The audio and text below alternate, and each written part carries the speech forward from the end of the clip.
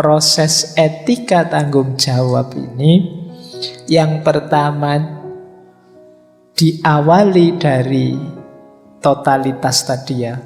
Ketika kita menganggap semua sama, kita harus beranjak dari situ, yaitu menuju infinity.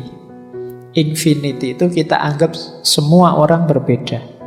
Kita hargai setiap orang dalam perbedaannya. Makanya istilahnya infinite, tidak terbatas. Jadi dari totalitas menuju infinity, kita wujudkan dalam bentuk rasa tanggung jawab. Ingin orang lain ini jadi baik, ingin orang lain ini terpenuhi kebutuhannya, ingin orang lain ini puas, senang, bahagia. Ini namanya tanggung jawab. Dari situ nanti pasti muncul kebaikan. Jadi kebaikan itu muncul ketika rasa tanggung jawab kita pada yang lain bangkit.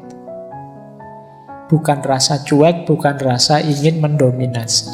Jadi diawali dari totalitas, kita beranjak ke infinity, setelah itu ke responsibility, baru kita ketemu the good. Kita ketemu kebaikan. Ini ringkesnya, teori etiknya Levinas.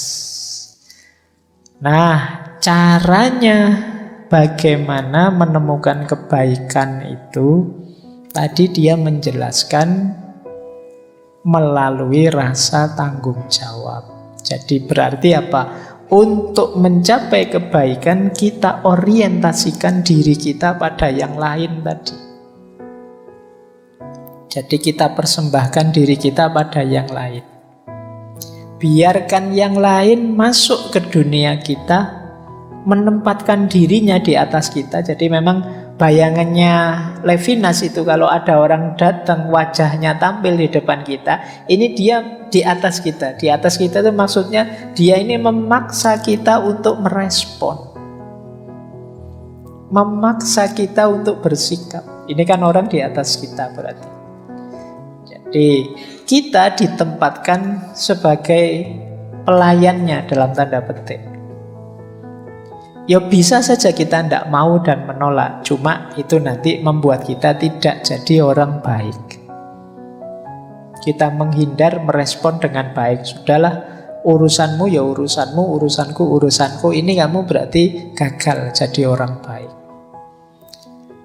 Kata Levinas, tidak masalah orang lain mengintervensi kita. Bukan berarti itu membatasi diri kita. Justru dengan orang lain mengintervensi kita, menempatkan dirinya di atas kita, ini memancing munculnya kebaikan dari diri kita.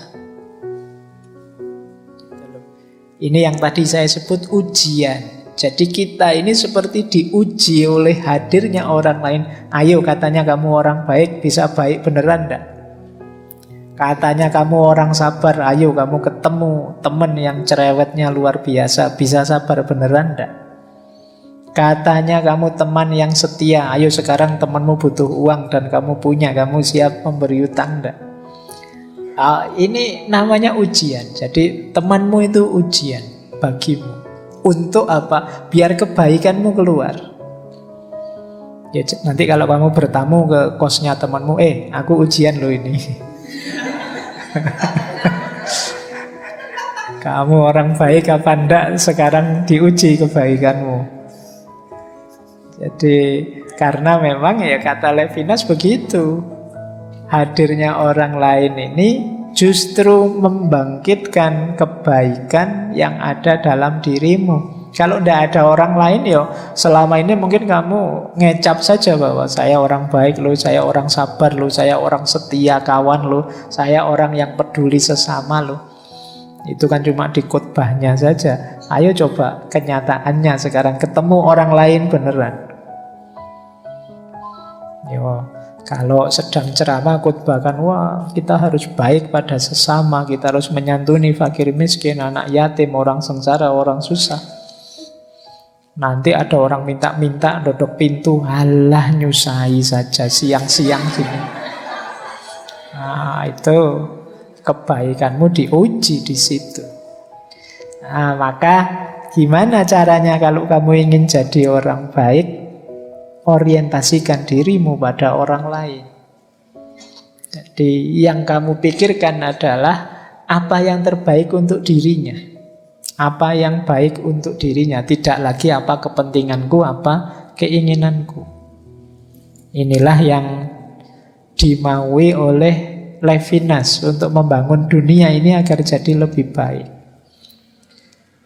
Nah, ini menarik. Ini bagi banyak orang sisi spiritualitas, sisi teologis gagasan ini. Meskipun Aquinas sebenarnya tidak pernah bicara Tuhan, tapi dia pakai istilah yang tak terbatas. Jadi kata Aquinas, orang itu beda-beda, dan keunikan masing-masing orang adalah cermin ketidakterbatasan Tuhan. Betapa maha tak terbatasnya Tuhan. Buktinya apa? Manusia sebanyak ini sejak zaman dulu Nabi Adam itu beda-beda semua. Jadi dalam wajah orang lain itu terletak jejak Tuhan. Dalam tanda petik saya bilang tadi, dia tidak pernah pakai istilah Tuhan. Seperti matahari di atas air. Jadi ketika kita berhadapan dengan orang lain, mari kita bayangkan bahwa ini saya sedang berhadapan dengan salah satu jejaknya Tuhan yang harus saya layani. Di bukunya dia bilang wajah yang lain itu mengajarkan kita bahwa kita sama-sama bukan orang suci. Kita juga banyak salah, banyak kelirunya. Tetapi kita bisa bertanggung jawab satu sama lain, saling baik satu sama lain. Jadi kita hanya bisa meraih Tuhan, kita sampai pada Tuhan dengan relasi itu. Aku, engkau kecil dan engkau besar. Jadi kalau kita ingin sampai pada Tuhan, jembatan untuk sampai pada engkau besar itu engkau kecil. Kebaikan kita pada yang lain akan jadi kunci kita sampai pada Tuhan. Jadi ini rumus dari Levinas. Bahkan dia bilang kata-kata inilah aku pada orang lain itu lebih penting daripada kata aku percaya Tuhan. Aku percaya Tuhan itu mungkin maksudnya ini agamaku. Jadi ya ini aku dengan segala keunikanku. Temanmu juga bilang begitu, inilah aku dengan segala keunikanku. Kita masing-masing sebenarnya cermin jejak dari hadirnya Tuhan. Maka kita melanjutkan untuk saling baik. Aku baik padamu karena engkau yang lain bagiku. Dia juga baik padaku karena aku adalah yang lain bagi dia. Nah, ini pergaulan yang enak. Jadi hidup bersama yang indah. Masing-masing memikirkan saudaranya.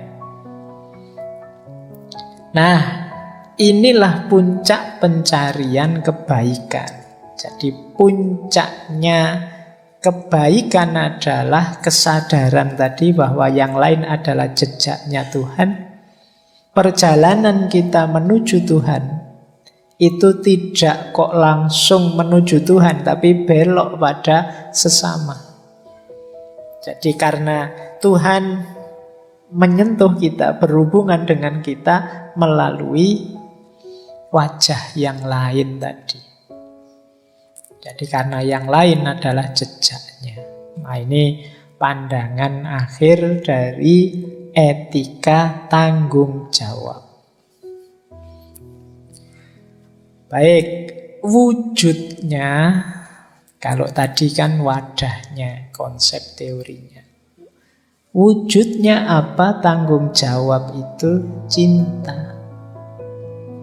Orang itu bisa melakukan kebaikan sebagaimana yang dijelaskan tadi. Itu kalau dalam dirinya ada kualitas cinta.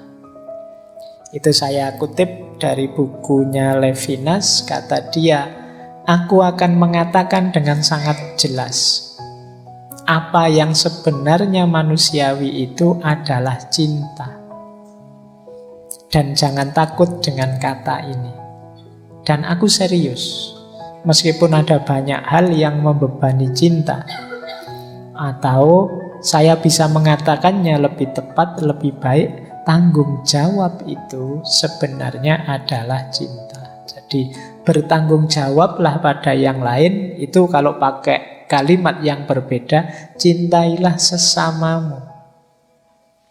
Cinta tetap merupakan hubungan dengan yang lain yang berubah jadi kebutuhan. Transendensi dari yang lain, dari yang dicintai. Tetapi cinta melampaui yang dicintai.